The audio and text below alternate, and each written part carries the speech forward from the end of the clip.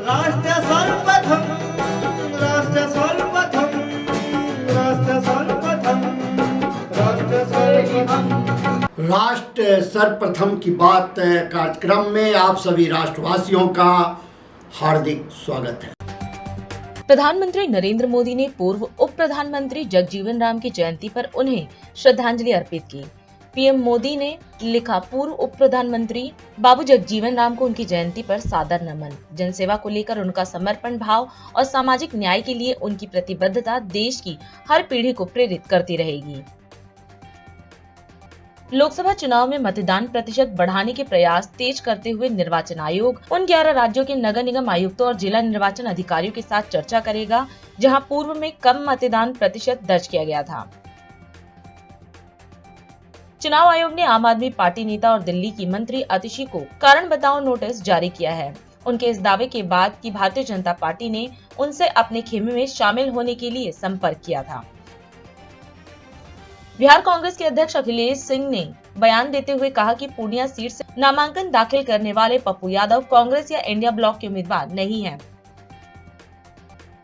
आगामी लोकसभा चुनाव से पहले कांग्रेस पार्टी ने अपना घोषणा पत्र जारी किया, जिसमें न्याय के 5 स्तंभों पर ध्यान केंद्रित किया गया है। लोकसभा चुनाव के मद्देनजर प्रधानमंत्री नरेंद्र मोदी ने राजस्थान के चुरू में सार्वजनिक रैली को संबोधित किया। इस दौरान पीएम ने कहा कि राजस्थान पराक्रम और परिश्रम की धरती है। कांग्रेस नेता राहुल गांधी ने लोकसभा चुनाव में सामने आ रही वैचारिक लड़ाई पर जोर दिया और इसे संविधान और लोकतंत्र को कमजोर करने वाली ताकतों बनाम उनकी रक्षा करने वाली ताकतों के बीच टकराव बताया। केरल की कांग्रेस इकाई ने विवादास्पद फिल्म द केरल स्टोरी को प्रसारित करने के दूरदर्शन के फैसले के खिलाफ भारत निर्वाचन आयोग का रुख किया और कहा कि यह सत्तारूढ़ भारतीय जनता पार्टी की चुनावी संभावनाओं को मजबूत बनाने के लिए धार्मिक आधार पर समाज को विभाजित करने का एक मौन प्रयास है। भाजपा ने लोकसभा चुनाव 2024 के लिए कांग्रेस के घोषणा पत्र पर कटाक्ष किया और कहा कि इसकी गंभीरता को इस बात से समझा जा सकता है कि इसमें न्यूयॉर्क और थाईलैंड की तस्वीरों का इस्तेमाल किया गया है। आम आदमी पार्टी के नेता सौरभ भारद्वाज ने कहा कि दिल्ली के मुख्यमंत्री अरविंद केजरीवाल की पत्नी सुनीता केजरीवाल मौजूदा परिस्थितियों में पार्टी को एकजुट रखने के लिए सबसे बेहतर व्यक्ति हैं और उनकी मौजूदगी का कार्यकर्ताओं पर सकारात्मक प्रभाव पड़ रहा है। लोकसभा चुनाव 2024 के मद्देनजर सभी राजनीतिक दल जोर शोर से प्रचार में लगे हुए हैं। इसी कड़ी में प्रधानमंत्री नरेंद्र मोदी ने राजस्थान के चुरू में विशाल जनसभा को संबोधित किया। इस दौरान उन्होंने कहा कि आज पूरा देश विकसित भारत होने के संकल्प पर काम कर रहा है और इसमें राजस्थान की बहुत बड़ी भूमिका है। उन्होंने यह भी कहा कि जब राजस्थान विकसित होगा तो भारत भी विकसित होगा। पीएम ने इसके साथ ही यह भी कहा कि बीते 10 सालों में विकास के जो काम किए गए हैं वह विकसित भारत की नींव तैयार कर रहा है। आज पूरा देश विकसित भारत होने के संकल्प पर काम कर रहा है और इसमें राजस्थान की बहुत बड़ी भूमिका है। जब राजस्थान विकसित होगा तो भारत भी विकसित होगा। बीते 10 साल में मोदी ने देश में जो काम किए हैं, उन्होंने विकसित भारत की नींव तैयार कर दी है। आज पूरी दुनिया हैरान है कि भारत इतनी तेजी से कैसे विकास कर रहा है। दुनिया को पता नहीं है कि भारत की इस मिट्टी की बात ही कुछ और है। हम जो ठान लेते हैं वो पूरा करके दिखाते हैं। पिछले 10 साल में आपने देश को बदलते देखा है। आप याद करिए 10 साल पहले तब देश कितनी खस्ता हालत में था। हर कोई निराशा में डूबा हुआ था। इसी हताशा निराशा में 2014 में आपने गरीब के इस बेटे को अपनी सेवा का मौका दिया और मैंने तय किया कि हालात बदलने ही होंगे और मेरे लिए तो मेरा भारत मेरा परिवार है। हमने ईमानदारी से काम किया। कोरोना जैसा इतना बड़ा संकट आया, दुनिया सोचने लगी थी कि भारत तो बर्बाद हो जाएगा, दुनिया को भी बर्बाद कर देगा। लेकिन इसी संकट में हम भारतीयों ने अपने देश को दुनिया की 5वीं सबसे बड़ी अर्थव्यवस्था बना दिया। 10 वर्षों में हमने करोड़ों गरीबों को प्रधानमंत्री आवास योजना के तहत पक्के आवास दिए, पक्के घर दिए, जिनकी 3-3, 4-4 पीढ़ी झुग्गी झोपड़ी में जिंदगी गुजारती थी, जो फुटपाथ पर जीने के लिए मजबूर थे, ऐसे करोड़ों लोगों को पक्के घर दिए। और मुझे खुशी इस बात की है कि हमने जो पक्के घर दिए ना, उसमें अधिकतर पक्के घर मेरी माताओं, बहनों, बेटियों के नाम पर है। आज जब हम जल जीवन मिशन योजना लेकर घर घर में पानी का कनेक्शन भी देने का लगातार प्रयास कर रहे हैं। राजस्थान में करीब 50 लाख घरों में पीने का पानी पहुंचाने का कनेक्शन दिया जा चुका है। देखिए, राजस्थान के 4.5 करोड़ जरूरतमंदों को हर महीने मुफ्त राशन भी दिया जा रहा है। यानी जीवन के हर पड़ाव पर भाजपा सरकार गरीब के साथ खड़ी है। जो काम इतने दशक में नहीं हुए, वो हमने 10 साल में करके दिखाए। और इसलिए मैं कहता हूं, जब नीयत सही तो नतीजे सही। साथियों, चूरू में भाई देवेंद्र झांझड़िया जी, झुंझुनू में शुभकरण चौधरी जी, सीकर में स्वामी सुबेदानंद सरस्वती जी, मैं आज आपके पास उन सब के लिए आशीर्वाद मांगने आया हूं। ऐसे मेरे साथी को, चाहे वो चूरू हो, झुंझुनू हो या सीकर हो, आप भारतीय जनता पार्टी को भरपूर आशीर्वाद दीजिए। और मैं आपको विश्वास दिलाता हूं, आपके सपनों को पूरा करने के लिए मैं एड़ी चोटी का जोर लगा दूंगा। बीजेपी के राष्ट्रीय अध्यक्ष जेपी नड्डा ने देवभूमि उत्तराखंड के हरिद्वार स्थित माया देवी मंदिर में पूज्य साधु संतों के साथ संवाद किया। इस अवसर पर नड्डा ने कहा कि पीएम मोदी ने कहा है कि यह जो दौर है भारत का दौर है। उन्होंने यह भी कहा कि बीते 10 वर्षों में देश ने आध्यात्मिक जगत और सांसारिक जगत में बदलाव का दौर देखा है और भू राजनीति से लेकर विदेश नीति तक हर जगह पीएम मोदी ने भारत का परचम लहराया और भारतीय विचारधारा को आगे बढ़ाने का काम किया है। उत्तराखंड, जिसे हम देवभूमि के नाम से जानते हैं, ऐसी देवताओं की भूमि पर आने का हम सबको सौभाग्य मिला है।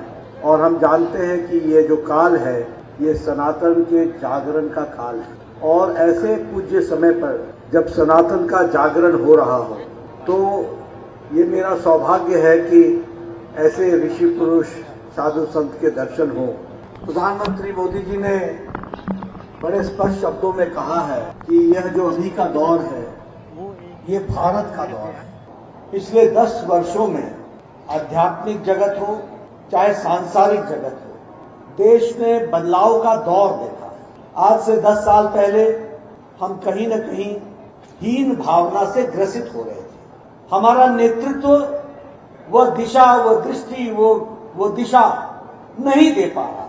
और इसीलिए हम सब लोग जानते हैं कि एक ऐसा दौर आया जब भारत पिछड़ता हुआ दिखा, इसकी आध्यात्मिक शक्ति क्षीण होती और नेतृत्व का बल कभी भी सात्विक शक्तियों को नहीं मिला। इस कारण से धीरे धीरे भारत पिछड़ता हुआ दिख रहा। लेकिन प्रधानमंत्री मोदी जी के नेतृत्व में पिछले 10 वर्षों में एक बदलता दौर हमने देखा। और जब हम बदलते दौर की बात करते हैं तो भू की राजनीति से लेकर विदेश नीति हर जगह भारत का परचम प्रधानमंत्री मोदी जी ने लहराया और भारतीय विचारधारा को, सात्विक विचारधारा को आगे बढ़ाया है। हम ये भी देख रहे हैं कि प्रधानमंत्री मोदी जी के नेतृत्व में 21वीं शताब्दी भारत की जागृत अवस्था की शताब्दी बन रही, यानी भारत अब जागृत अवस्था में हमको दिख रहे हैं। और इसीलिए यही तभी संभव हो पाया है कि हम 500 साल के संघर्ष के पश्चात जिस लड़ाई की शुरुआत और उसकी नींव इसी हरिद्वार की पूज्य भूमि पर रखी गई थी, उसको साकार होते हुए 500 साल के संघर्ष के बाद हमने रामलला का प्राण प्रतिष्ठा देखी और रामलला अपने भव्य मंदिर में विराजमान हुए। कितनी दूर की सोच। हम जानते हैं बाबा विश्वनाथ के दर्शन के लिए लाखों यजमान, लाखों उनके अनुयायी दक्षिण से बाबा विश्वनाथ के दर्शन के लिए काशी में अनादिकाल से आ रहे थे, अनादिकाल से।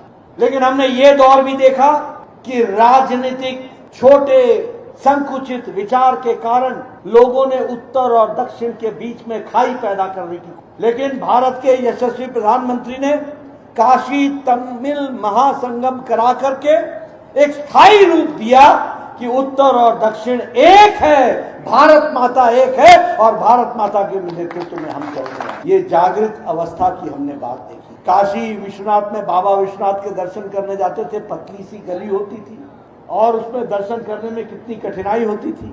आज वहां पर काशी कॉरिडोर बनाकर प्रधानमंत्री जी ने आज भव्य मंदिर को पुनर्जागृत करने, पुनर्जागरण का और पुनः उसको जिसको कहते हैं कि रेनोवेट करके उसको ठीक करने का काम किया। केदारनाथ धाम को फिर से स्थापित करके और उसकी भी एक तरीके से उसका पुनर्निर्माण करके उसको पूरा करने का काम किया। महाकाल उज्जैन में महालोक का स्थापना की गई और उसी तरीके से जो कलाकृतियां थी उनको भी संभाल करके रखने का काम किया गया है।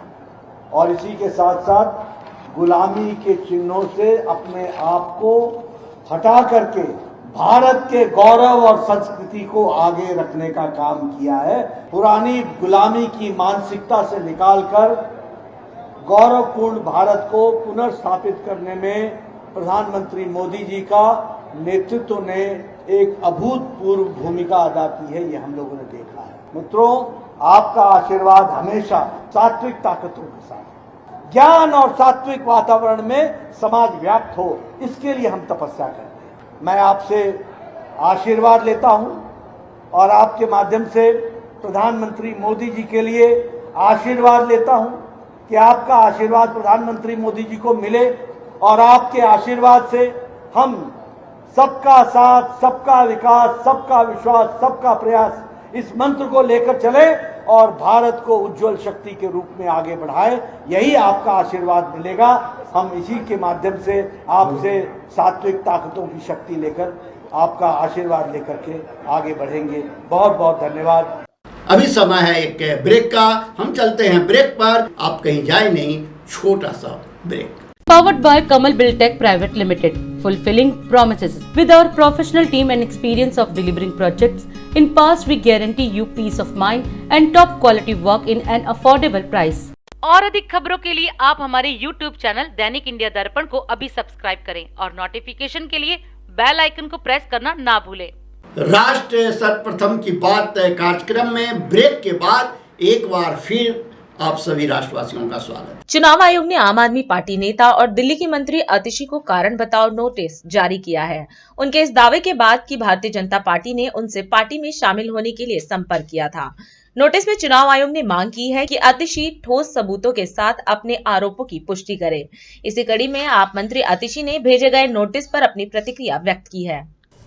आज इलेक्शन कमीशन ऑफ इंडिया ने मेरी एक प्रेस कॉन्फ्रेंस पर मुझे नोटिस भेजा। ये भारतीय जनता पार्टी की 4 अप्रैल की एक शिकायत पर आधारित है। तो 4 अप्रैल को भारतीय जनता पार्टी शिकायत करती है।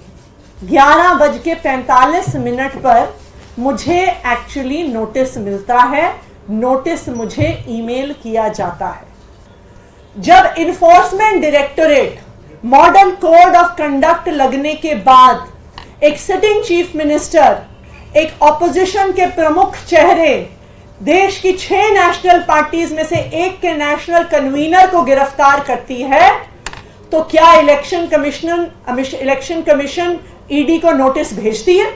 जब इनकम टैक्स डिपार्टमेंट देश की एक बड़ी ऑपोजिशन पार्टी कांग्रेस पार्टी का बैंक अकाउंट सील करती है, तो क्या election commission income tax department को नोटिस भेजती है?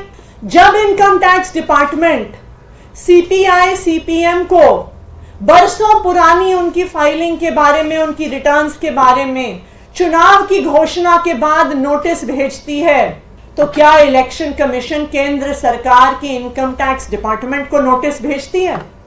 चुनाव की घोषणा के बाद इनकम टैक्स डिपार्टमेंट आम आदमी पार्टी के विधायक और नेता गुलाब सिंह के घर पर रेड करती है।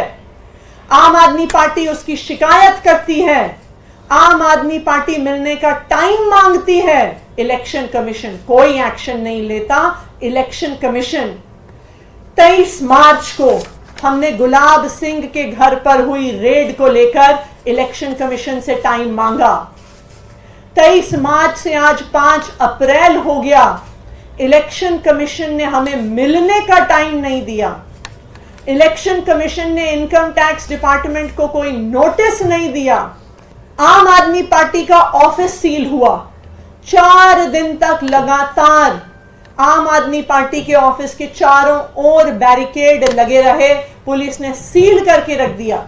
हमने फिर चिट्ठी भेजी, हमने 26 मार्च को चिट्ठी भेजी, इलेक्शन कमीशन से टाइम मांगा।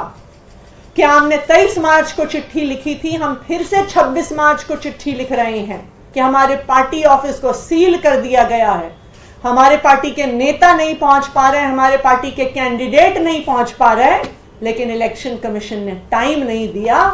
उसके बाद आम आदमी पार्टी ने भारतीय जनता पार्टी के इल्लीगल होर्डिंग्स के बारे में शिकायत भेजी। हमने 29 मार्च को, फिर 1 अप्रैल को, आज फिर से 5 अप्रैल को हमने बार बार इलेक्शन कमीशन को भारतीय जनता पार्टी के मॉडल कोड ऑफ कंडक्ट के वायलेशंस पर, उनके आपत्तिजनक पोस्टर्स पर, उनके इल्लीगल होर्डिंग्स पर चिट्ठियां भेजी, लेकिन ना 29 मार्च को, ना 1 अप्रैल को और ना आज इलेक्शन कमीशन ने भारतीय जनता पार्टी को कोई नोटिस नहीं भेजा। तो आज ये देश के लिए चिंता का विषय है कि इलेक्शन कमीशन ऑफ इंडिया, जिसकी जिम्मेदारी है नॉन पार्टिजन होना, जिसकी जिम्मेदारी है फ्री एंड फेयर इलेक्शन करवाना, जिसकी जिम्मेदारी है लेवल प्लेइंग फील्ड देना, आज उस इलेक्शन कमीशन की न्यूट्रलिटी पर सवाल उठ रहा है। लेकिन आज मैं इलेक्शन कमीशन से अपील करना चाहती हूं कि आपको इस देश के संविधान ने एक बहुत बड़ी जिम्मेदारी दी है। इस देश के संविधान ने आपको इस देश के लोकतंत्र को बचाने की जिम्मेदारी दी है। जो आज तीनों इलेक्शन कमिश्नर्स, चाहे वो राजीव कुमार जी हों, चाहे वो ज्ञानेश कुमार जी हों, चाहे वो डॉक्टर सुखबीर सिंह संधू हों, आप टीएन शेषन जी जैसे इलेक्शन कमिश्नर्स के उत्तराधिकारी हैं। आप एक ऐसे इलेक्शन कमीशन को आज चला रहे हैं जिसको पूरी दुनिया देखती है, जिसकी पूरी दुनिया तारीफ करती है कि भारत जैसे देश में आज तक कभी चुनाव की निष्पक्षता पे सवाल नहीं उठा। कांग्रेस ने लोकसभा चुनाव के लिए अपना घोषणा पत्र जारी कर दिया है। इस घोषणा पत्र में कांग्रेस ने कई वादे किए हैं। अपने इस न्याय पत्र में कांग्रेस ने महिलाओं, युवाओं, श्रमिकों और गरीबों के लिए कई घोषणाएं की हैं। इस अवसर पर मीडिया को संबोधित करते हुए कांग्रेस अध्यक्ष खड़गे ने कहा कि आज 2024 के लोकसभा चुनाव का घोषणा पत्र जारी किया गया है। उन्होंने कहा कि व्यापक जन भागीदारी और संपर्क के बाद ये घोषणा पत्र बना है। खड़गे ने यह भी कहा कि ये घोषणा पत्र देश के राजनीतिक इतिहास में न्याय के दस्तावेज के रूप में याद किया जाएगा।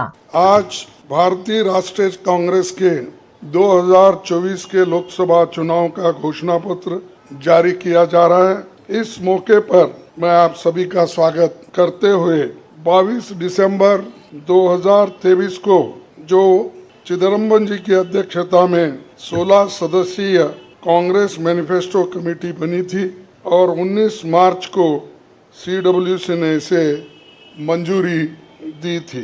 व्यापक जन भागीदारी और संपर्क के बाद हमारा घोषणा पत्र बना है। इसके लिए वेबसाइट आवाज भारत की बनी, जिस पर भी काफी सुझाव मिले।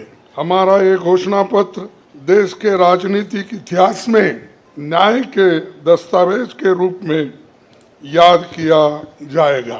राहुल जी के नेतृत्व में चली भारत जोड़ो न्याय यात्रा में 5 पिलर्स पर ध्यान केंद्रित किया गया था। यात्रा के दौरान युवा न्याय, किसान न्याय, नारी न्याय, श्रमिक न्याय और हिस्सेदारी न्याय की घोषणा की गई थी। जहाँ कहीं भी हम गए इन न्याय की बात हमने करी थी और इसकी गारंटी भी हमने दी है। इन 5 पिलर्स में से 25 गारंटी निकलते हैं। हर 25 गारंटी ने किसी ना किसी को लाभ मिलने का इसके अंतर्गत यहाँ पर हमारे मैनिफेस्टो में भी है और इसके लिए जो हम पहले से ही करते हुए आए हैं वो भी हमने इसका उल्लेख किया है। युवा न्याय के तहत हर शिक्षित युवा की पहली नौकरी अप्रेंटिसशिप के साथ पक्की हो जाए, ऐसी एक गारंटी हम दे रहे हैं और उसके लिए हम 1 लाख रुपए उसके लिए हम एक अप्रेंटिसशिप कोर्स करने वालों को खर्च करेंगे और इससे ये फायदा होगा, किसी ना किसी जगह उसको पक्की नौकरी मिलेगी, क्योंकि ये स्किल डेवलपमेंट के तहत और बहुत से इंडस्ट्रीज में इनको काम मिलेगा। नारी न्याय के तहत गरीब परिवार की महिला को सालाना 1 लाख की मदद देंगे और किसान न्याय के तहत किसानों की कर्ज माफी और MS की कानून की गारंटी भी हम देंगे। और श्रमिक न्याय, इसके तहत मनरेगा में भी 400 रुपए ये न्यूनतम, कम से कम 400 रुपए मजदूरी दिया जाएगा।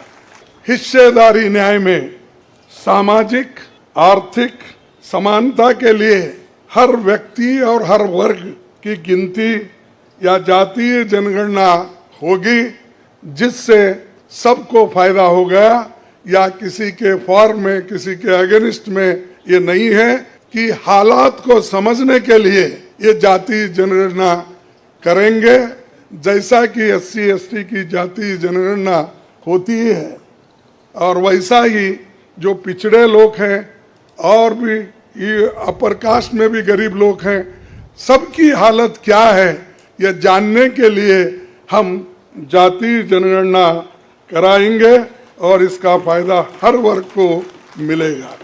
हमारे घोषणा पत्र में संवैधानिक न्याय, कॉन्स्टिट्यूशनल जस्टिस खंड में लोकतंत्र बचाओ, भय से मुक्ति से लेकर मीडिया, न्यायपालिका आजादी, भ्रष्टाचार के खिलाफ मुहिम जैसे मुद्दे, कला संस्कृति जैसे विषय भी है।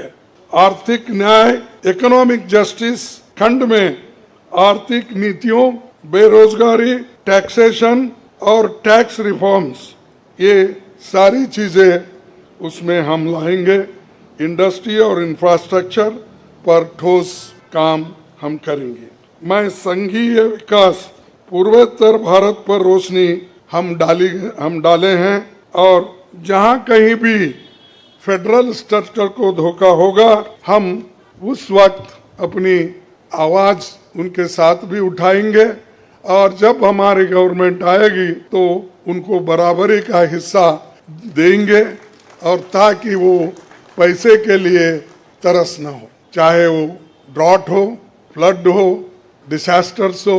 इसके लिए नेचुरल डिसास्टर, इन सब के लिए फेडरल गवर्नमेंट को कानून के तहत जो मदद मिलना चाहिए वो हम जरूर उनको दिलाएंगे। दिल्ली के मुख्यमंत्री अरविंद केजरीवाल के जेल जाने के बाद से राजधानी दिल्ली में राजनीति चरम पर है। वहीं आम आदमी पार्टी और बीजेपी के नेता लगातार एक दूसरे पर हमलावर बने हुए हैं। इसी कड़ी में दिल्ली प्रदेश अध्यक्ष वीरेंद्र सचदेवा एवं सांसद मनोज तिवारी ने प्रेस वार्ता को संबोधित किया। इस दौरान मीडिया को संबोधित करते हुए सचदेवा ने आप सांसद संजय सिंह की जमानत पर तंज कसते हुए कहा कि जमानत पर बाहर आना अपराध मुक्त होना नहीं है, जांच अभी जारी है। वहीं सांसद मनोज तिवारी ने भी मीडिया को संबोधित किया और दिल्ली की शराब नीति को लेकर आम आदमी पार्टी पर जमकर हमला बोला। जमानत से बाहर आना अपराध मुक्त होना नहीं है। केस अभी खत्म नहीं हुआ है, जांच अभी जारी है और ये जांच जब पूरे अंजाम तक जाएगी और कई चेहरे बेनकाब होंगे। वो एक सूत्र अरविंद केजरीवाल जाते जाते दे गए हैं सबको।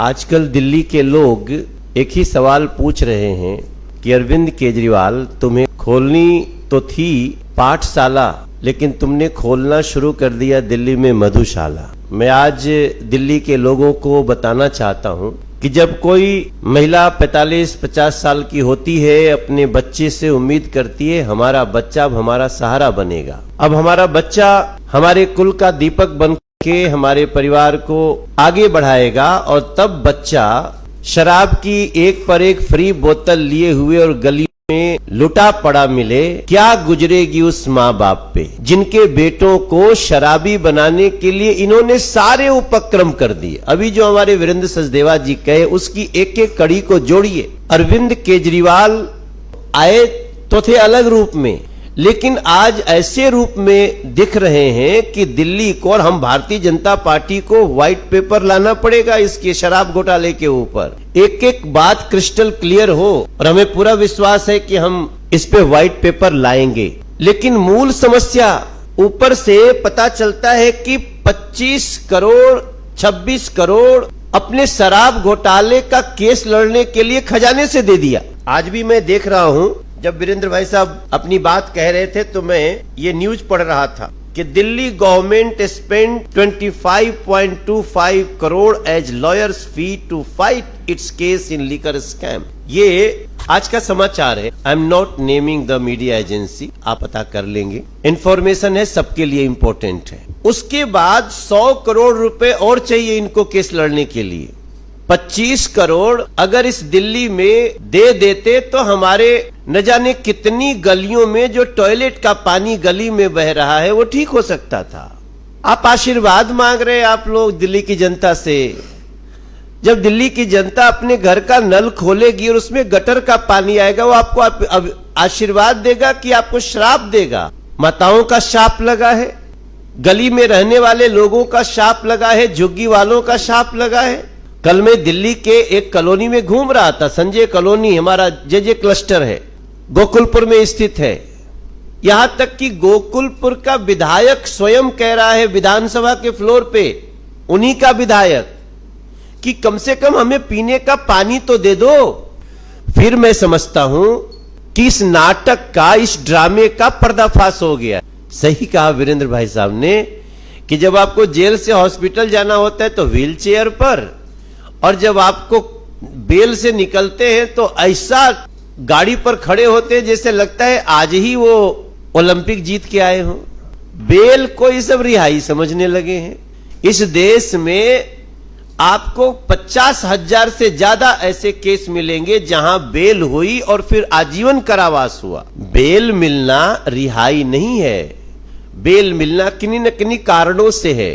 लेकिन आज ये दिख रहा है कि दिल्ली को इतना रुलाने के बाद भी इनके चेहरे पे जरा उसका अफसोस भाव नहीं है।